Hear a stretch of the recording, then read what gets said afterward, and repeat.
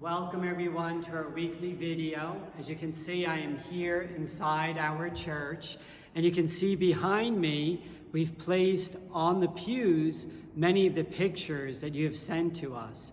It's our little way of seeing your happy, smiling faces, which we can't see anymore because of this whole coronavirus outbreak. So I thank all of you who have sent your photographs. If you're seeing this video and you haven't sent your photograph, please do so. If you just look on our website, a little bit off to the left over there, I think there's a thing that says send in my photo. And if you could send in actually separate photos of each family member, that would be really awesome so we can spread you out. Most of the photographs we've gotten so far have about 5 or 6 people in the photograph, so it doesn't really fill up the church as much as we would like. But I'm beginning this video here inside the church. The second part of my video will be from the outside of the Daily Mass Chapel. I'll give you kind of a little walk into it.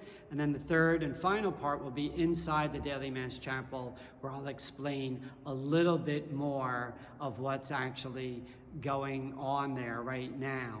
But before we go over there, I'm gonna take the camera with me. I know this is a little bit hard to do. I don't have my camera woman with me today.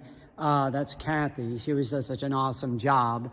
But I want you to kind of be able to see these photographs that we have. In this particular pew, we really got a lot going on there.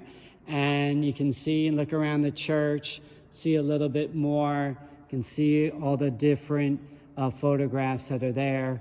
And then obviously looking over here to the main altar. So I just want to end this video, this segment of the video, by letting you know once again how much we love you and miss you and can't wait to see you. God bless you. Stay tuned for part 2 and part 3. Here you can see the front entrance to the church. As I look up, there's the peak. In this kind of triangle that you see going down to the doors, there's going to be what we call our Tree of Life etched glass. It's going to look absolutely beautiful. And the 2 sides where you see in yellow, that's the insulation that was put over the block work. And soon, during this week and next week, we'll be putting up the brick facade there. If you look over to the right, you can see the bell tower, all that metal structure in which we're going to place our former bell, which is being refurbished now out in Pennsylvania. We'll bring it back and be attached to the top, and then there's going to be some beautiful kind of like stucco type of work around it. And it's going to be an absolutely gorgeous thing. So I can't wait for all of you to see it. And as I'm here with you now, I'm going to walk in a little bit so that you can get that feel. These would be the 2 main doors that you would go through. We would open them up. We would come into the little foyer, the little bathroom on the right, a little bathroom on the left. And as where you see this red little truck thing here, that's going to be kind of the center part of it. If you look over here to the right, that's going to be our 18-foot high by 10-foot wide stained glass window of the resurrected Christ, the Sacred Heart of Jesus. This is the sanctuary area, which I'll talk about in a little bit. And then over here, this is where we connect into the church. So this little break in the brick that you see here, this is actually going to go into the church. So there's going to be a window behind the wall of the choir, and that will allow us to look in and out. There's actually some little birds up here, which is really cute. I don't know if you can see that bird up there, but they're chirping all over the place. And then over here to the left, this is where the double doors are going to go into the church. We'll connect where the first station of the cross is right now, where the statue of St. Francis used to be. This will be the door that will communicate between the church and the chapel. I want to end my video with you this week inside the Daily Mass Chapel. I am on the northern side of the chapel. What you see behind me is this opening in the wall. It's a small little opening where our stained glass window is going to go. This stained glass window, which I'm so excited for you to see, is actually from our original church. Our original church here in Wyckoff was located on the corner of Clinton and Everett, kind of near where Lakeland Bank is now, and that Verizon building at that intersection, just like 1 block over where our original church was.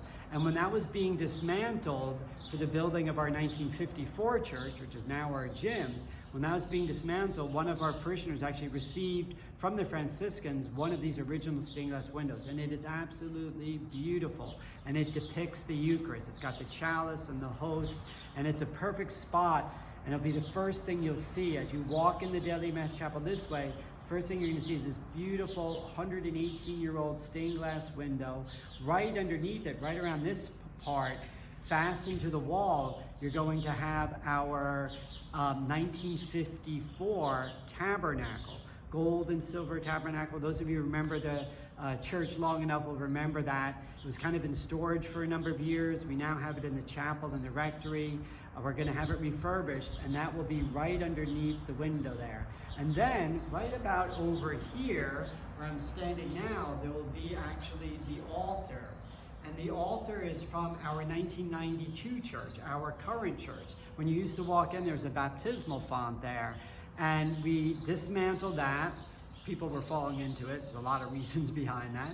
But we're going to turn that upside down, the top metal marble part, and that's going to be our new altar. And we're going to fix it up around that.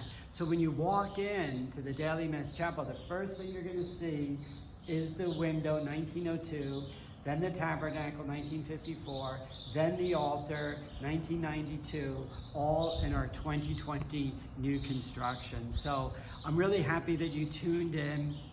I know this is a week of a lot of gloom and doom, and the week that the coronavirus is supposed to peak and everything, and obviously we're praying for all of those who are sick.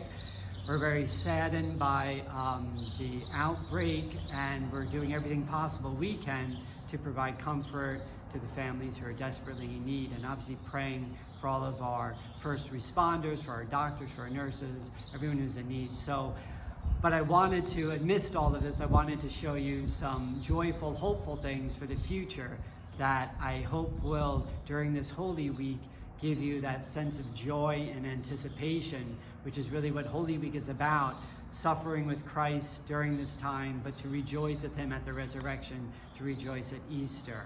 So I hope all of you will have a very peaceful, prayerful Holy Week, and we look forward to you participating in all of our ceremonies, and definitely the joyous occasion of Easter Sunday. I hope all of you will tune in. And then I hope shortly after that, I don't know how much after that, but we'll have another resurrection experience when this whole coronavirus is subsided and we're all able to be with each other again. So thank you for tuning in. God bless you.